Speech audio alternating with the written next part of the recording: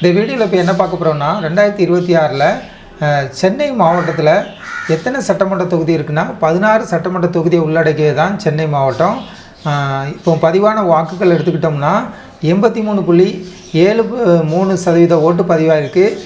சென்னை மாவட்டத்தில் 83.73% ஓட்டு பதிவாயிருக்கிறத பார்க்குறோம்.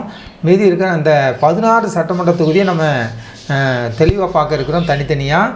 முதலாவது நம்ம பார்க்கணும்னா ஆர்கே நகர் சட்டமன்ற தொகுதி. ஆர்கே நகர் சட்டமன்ற தொகுதியில் 90.50% ஓட்டு பதிவாயிருக்கிறத பார்க்குறோம். அடுத்ததாக பெரம்பூர் சட்டமன்ற தொகுதி. பெரம்பூர் சட்டமன்ற தொகுதியில் 89.79% ஓட்டு பதிவாயிருக்கிறத பார்க்குறோம். அடுத்ததாக குளத்தூர் சட்டமன்ற தொகுதி 86.11% ஓட்டு பதிவாயிருக்கிறத பார்க்குறோம். அடுத்ததாக வில்லிவாக்கம் சட்டமன்ற தொகுதி 86% ஓட்டு பதிவாயிருக்கு. அடுத்ததாக திருவிக நகர் சட்டமன்ற தொகுதி 78.70% ஓட்டு பதிவாயிருக்கிறத பார்க்குறோம்.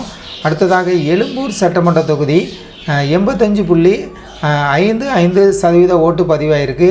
அடுத்ததாக ராயபுரம் சட்டமன்ற தொகுதி 79.34% ஓட்டு பதிவாயிருக்கு. அடுத்ததாக துறைமுகம் சட்டமன்ற தொகுதி 82.75% ஓட்டு பதிவாயிருக்கு. அடுத்ததாக சேப்பாக்கம் திருவல்லிக்கேணி சட்டமன்ற தொகுதி 84.34% ஓட்டு பதிவாயிருக்கு. அடுத்ததாக ஆயிரம் விளக்கு சட்டமன்ற தொகுதி 83.09% ஓட்டு பதிவாயிருக்கிறத நம்ம பார்க்குறோம். அடுத்ததாக அண்ணாநகர் சட்டமன்ற தொகுதி 85.64% ஓட்டு பதிவாயிருக்கு. அடுத்ததாக விருகம்பாக்கம் சட்டமன்ற தொகுதி 85.49% ஓட்டு பதிவாயிருக்கு.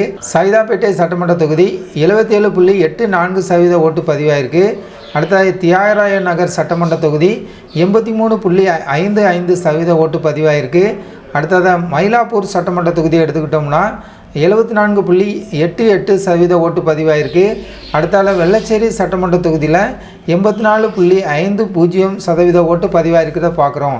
நம்ம இந்த வீடியோவில் பார்த்த எல்லாமே சென்னை மாவட்டத்தில் எத்தனை சதவீத ஓட்டு பதிவாயிருக்கு, அதிலுடைய உள்ளே இருக்கிற சட்டமன்ற தொகுதி 16 சட்டமன்ற தொகுதி இருக்குது சென்னை மாவட்டத்தில். அந்த ஒவ்வொரு சட்டமன்ற தொகுதியிலும் எத்தனை சதவீத ஓட்டு பதிவாயிருக்கு இந்த வீடியோவில் பார்த்துருக்கோம். இந்த வீடியோ பயனுள்ளதாக இருந்தால் ஜனநாயகம் டிவி சேனலுக்கு புதியவராக இருந்தால் ஜனநாயகம் டிவி சேனலை சப்ஸ்கிரைப் பண்ணுங்கள்.